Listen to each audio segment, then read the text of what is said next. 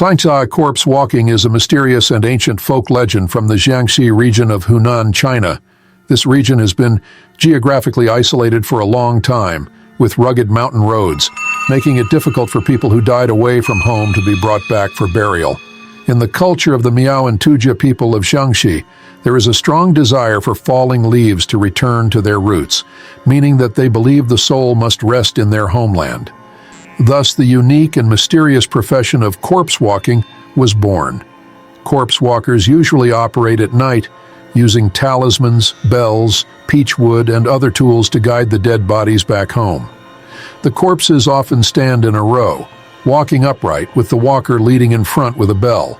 The whole process involves various rituals and taboos. For example, the walker must perform rituals before setting off to awaken the spirit of the corpse, and always travel at night to avoid the sun's rays. When passing through villages, they sprinkle lime or place peachwood branches at the entrance to ward off evil spirits. Most importantly, the bell in the walker's hand must keep ringing.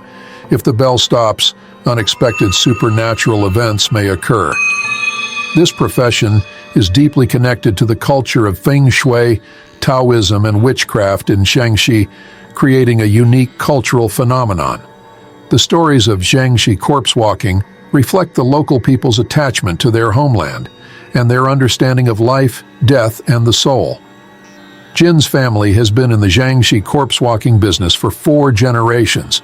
His grandfather, Grandpa Jin, was once the most respected corpse walker in the village, known as the last corpse walking master of Xiangxi.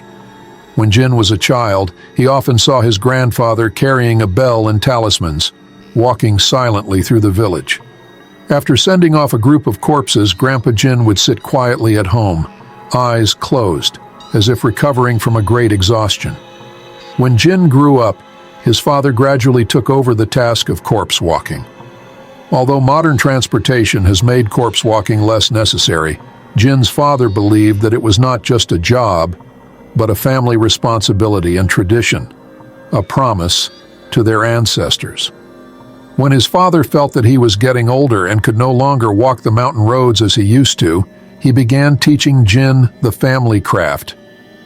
Jin wasn't particularly interested in the ancient trade, but faced with his father's stern attitude and the weight of family tradition, he had no choice but to learn. His father often said, "On the corpse-walking road, keep your heart calm as water, and you will bring the soul home." Jin had heard this teaching countless times, but it wasn't until the day he set off alone that he truly understood its meaning. That evening, a family from the village came to their home. Their loved one had died far away, and they wanted Jin to bring the body back for burial. This was Jin's first independent mission, and he couldn't help but feel a little nervous. His father was very serious as he handed him the family bell. It was the bell passed down from his grandfather, with an old metallic sheen. His father patted him on the shoulder and said, "Yeah, this is your grandfather's bell. It has accompanied our family for generations of corpse walkers. As long as the bell rings, the soul will find its way home. Remember, no matter what happens, never let the bell stop ringing." Jin nodded. Feeling both nervous and excited, he took his grandfather's bell and talismans, ready to face his first night as a corpse walker. That night, the sky was dark, with the moon hidden behind thick clouds. The mountain road looked like a black snake winding through the mountains. Jin felt uneasy, but thinking of his father and grandfather, he gathered his courage. He placed the talismans on the foreheads of the corpses and shook the bell in his hand. The bell rang clearly, and the corpses seemed to be filled with some kind of energy, stiffly beginning to hop forward. Jin walked at the front of the line, with the bell in his hand continuously making a pleasant jingling sound, adding a bit of life to the otherwise silent night. At first, everything seemed smooth. Although the night was deep, Jin's heart gradually calmed down. He felt that he might be able to fulfill this family duty. However, as they moved further along, Jin began to sense that something was wrong. It was an indescribable feeling, as if something in the darkness was watching him. The surrounding forest was pitch black, with only the sound of wind rustling through the trees. Jin shook the bell to calm himself, but the feeling wouldn't go away. As they reached the middle of the mountain, Jin suddenly felt something strange in the procession. He turned his head and saw that one of the corpses seemed to be lagging behind. The posture of the corpse looked odd. Its arms seemed to be raised higher than before, and its head was slightly tilted, almost as if it was looking at him.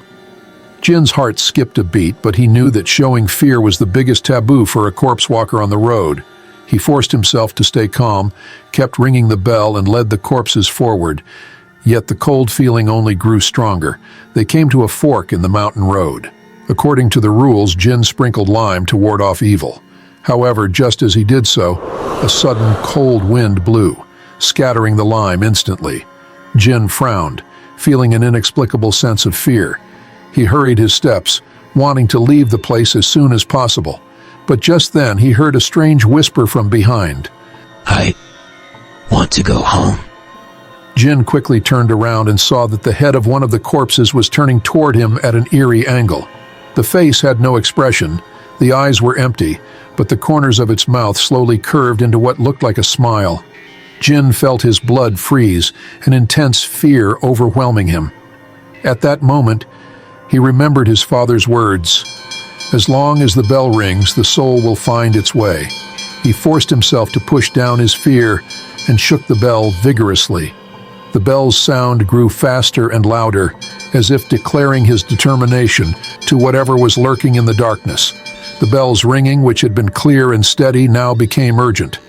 Jin closed his eyes and recited the prayer his grandfather had taught him. Soul returns home, heart remains calm. He poured all his strength into the bell as if it were his only lifeline. As the bell reached its loudest ring, the corpses straightened up again, resuming their original posture. They no longer turned their heads or whispered, instead lining up neatly and continuing forward. Jin took a deep breath, his palms covered in sweat. He did not dare relax, keeping the bell ringing until they safely passed the fork in the road. He knew he had just escaped death, but the journey was far from over. His father had always said that the greatest enemy of a corpse walker was not the walking corpses, but their own fear. Daylight slowly broke as the darkness began to fade. Jin finally led the corpses to their destination. The villagers were already waiting at the entrance, and they breathed a sigh of relief when they saw Jin arrive with the corpses. Jin handed the corpses over to the family and prepared to leave.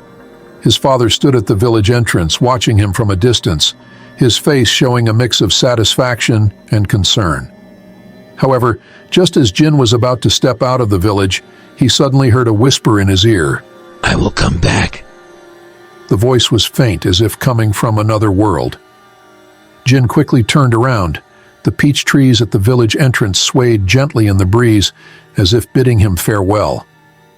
Through the morning mist, the figures of the villagers blurred, making everything feel like a dream. Jin did not look back again. He gripped the bell tightly and quickened his pace, silently repeating his grandfather's teaching. On the corpse-walking road, keep your heart calm as water, and you will bring the soul home.